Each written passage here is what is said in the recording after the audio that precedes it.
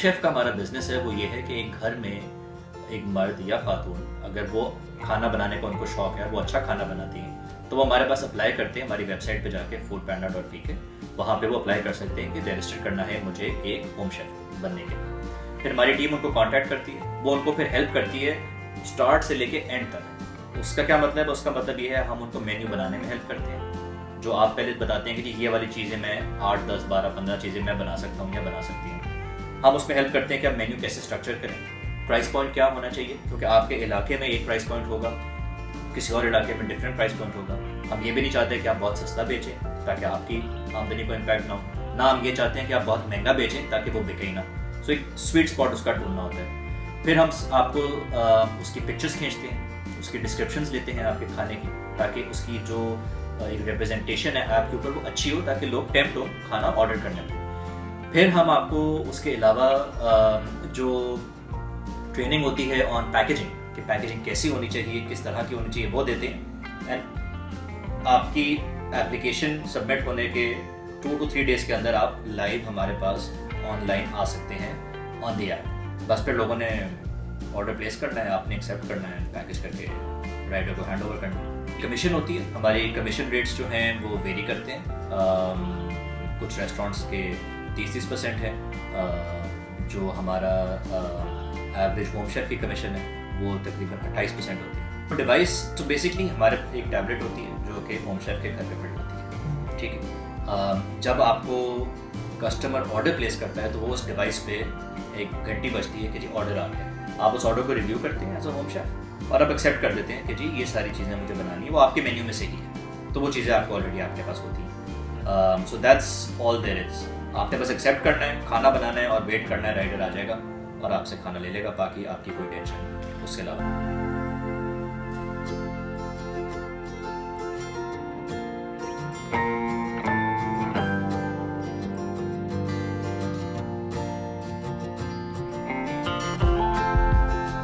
हम ऐसे रेगुलेटर तो नहीं काम कर रहे। देखिए हमारे पास एक फीडबैक मैकेनिज्म है कस्टमर से। कस्टमर आके रेट करते हैं खाने को, तो उनको एक रेटिंग पॉपअप होती है ऐप के ऊपर जब उन्होंने ऑर्डर एक डिलीवर हो जाता है उनको। उसके बाद जब वो रेटिंग पॉपअप होती है तो उसमें वो सजेशन दे सकते हैं कि क्या चीज़ अच्छी थी और क्या चीज़ बुरी थी। तो एक तो उससे थोड़ा सा फिल्टर हो जाता है कि अगर कोई है जिसको कॉन्स्टेंटली 1 स्टार मिल रहा है या 2 स्टार मिल रहा है एज अपोज टू 5, तो कोई ना कोई चक्कर है यहाँ पे। तो हमारी टीम उन रेटिंग्स को देख के फीडबैक देती है वेंडर्स को कि आप ये वाली चीज़ आपकी ख़राब थी, ये वाली सही थी, तो इसको इम्प्रूव कर लें। सेकंड जो होता है वो ये कि अगर खुदा ना खास्ता किसी को फूड पॉइजनिंग हो जाए या कोई गलत चीज़ आ जाती है, नज़र आ रहा है कि खाना ख़राब है, वो फ़ौरन उसी वक्त हमें कॉन्टैक्ट कर सकते हैं। उनको तो ऑब्वियसली रिफंड हो जाता है पैसा, लेकिन वो जो फीडबैक जाती है ना वो फिर सीधा हम वेंडर के पास लेके जाते हैं। अगर एक से ज़्यादा दफ़ा इस तरह का हमें कंप्लेंट आया अगेंस्ट द वेंडर तो फिर हम उनको ऑफ कोड कर सकते हैं, कर देते हैं, बिकॉज वो एक रेपुटेशन का एक इशू अलग है लेकिन वो हेल्थ का बड़ा इशू है। सो हम फूड सेफ्टी, फूड रेगुलेशंस के अंदर रह के जितना चीज़ों को स्मूथ रख सके उतना हम स्मूथ करते हैं। देखिए लोग तो हमारे पास बहुत सारे हैं। सो मैं पहले आपको इन्वेस्टमेंट का बताता हूँ। So food panda delivery is part of delivery hero. हम 100% ओन हैं बाय डिलीवरी हीरो,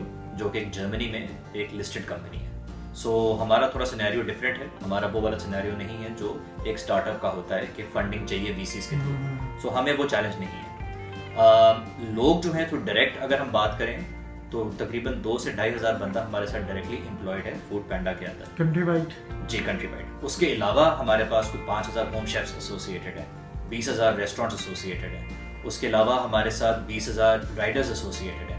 फिर अगर हम बात करें पूरे इकोसिस्टम की तो शॉप्स में लोग काम करते हैं, रेस्टोरेंट्स में काम करते हैं। एक आमदनी हम भी उनको प्रोवाइड करते हैं इनडायरेक्टली, क्योंकि उनका बिजनेस बढ़ रहा है जो हमारे थ्रू आता है। कुछ लोग हैं जो डायरेक्टली रेस्टोरेंट से लेते हैं, कुछ लोग हैं जो हमारे थ्रू लेते हैं। तो अगर हम पूरा इंडस्ट्री देखें अगर तो हम तो मिलियंस ऑफ लोगों की बातें कर रहे हैं जो इस इंडस्ट्री से वाबस्ता है। हमारे तकरीबन 50% से ज़्यादा खातून काम करती हैं एज होम शेफ्स। और जो हमारे एक हमने पार्टनरशिप की थी कामयाब जवान प्रोग्राम के साथ भी, वहाँ पे हमने फीमेल्स को भी हमने हमारे थ्रू ऑब्वियसली दिए, तो उन्होंने बैंक्स ने थे लोन्स प्रोवाइड किए टू एक्सपैंड। किसी ने अपना किचन बड़ा करना था क्योंकि उनको ऑर्डर्स इतने माशाल्लाह आ रहे थे कि और उनको सपोर्ट चाहिए थी ताकि वो और ऑर्डर्स कर सकें। कुछ लोगों ने अपनी नई लोकेशन खोल ली, उन्होंने कहा कि जी हम घर में भी काम अपने घर से भी करेंगे और हम अपने बहन के या भाई के या किसी और कज़न के घर से भी या किसी दोस्त के घर से किसी और जगह पे, फॉर एग्जांपल मेरा तारिक रोड पे एक ब्रांच है, दूसरी ब्रांच मैं ख़ैबान इत्तेहाद पे खोलना चाहता हूँ। तो वो वहाँ जाके एक्सपेंड कर सकें, उसके लिए पैसा चाहिए। वरना आपको पता है ख़वातीन के लिए लोन लेना बड़ा मुश्किल है पाकिस्तान में। किचन का एक हमारा अलग बिजनेस है, उसमें हम ये करते हैं कि एक रेस्टोरेंट के लिए एक नई दुकान खोलना बहुत महंगा है। एक्चुअली काफ़ी करोड़ों का खर्चा हो जाता है अगर वो डाइन इन और किचन दोनों खोले। मेन खर्चा तो किचन का होता है, लेकिन अगर आप डाइन इन भी खोलें तो एक काफ़ी एक्सपेंस होता है, रेंट अलग है, फिट आउट का अलग एक्सपेंस है। तो हम ये फैसिलिटी प्रोवाइड करते हैं कि हमने ना पाकिस्तान में तकरीबन 8-9 किचन अभी खोले हुए, कराची, लाहौर और मुल्तान में।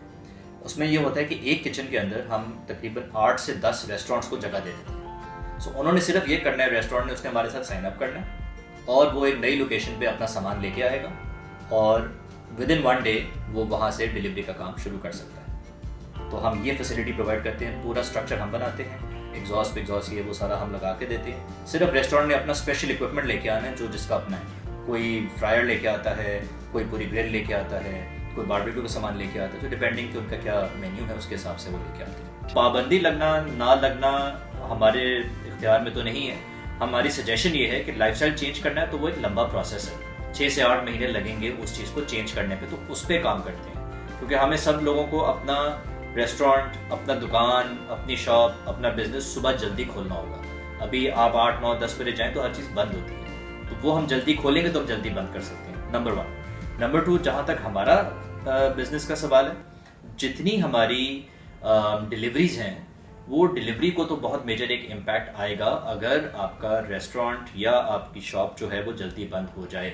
हमारा ज़्यादा से ज़्यादा काम जो है वो 8, साढ़े 8 बजे के बाद होता है। तकरीबन 40% डिलीवरीज हमारी शाम में होती है और ये सिर्फ हमारा नहीं है, सारी इंडस्ट्री का यही तरीका है। एक लंच आवर बहुत बिजी होता है, लेकिन जो डिनर और पोस्ट डिनर और फिर मिडनाइट के बाद वाला आवर, ये आवर्स बहुत बिजी होते हैं। हम कुछ जोन्स में 24-24 घंटे काम करते हैं बिकॉज हमारी कस्टमर की डिमांड है। अगर रेस्टोरेंट बंद हो जाएगा तो हमारा बिजनेस तो इम्पैक्ट होगा। हम ये नहीं कह रहे कि आप रेस्टोरेंट को बंद करें या ना करें, हम कह रहे हैं आप चीज़ों का थोड़ा सा बेहतर प्लान कर लें इसको। Let's take a lifestyle shift.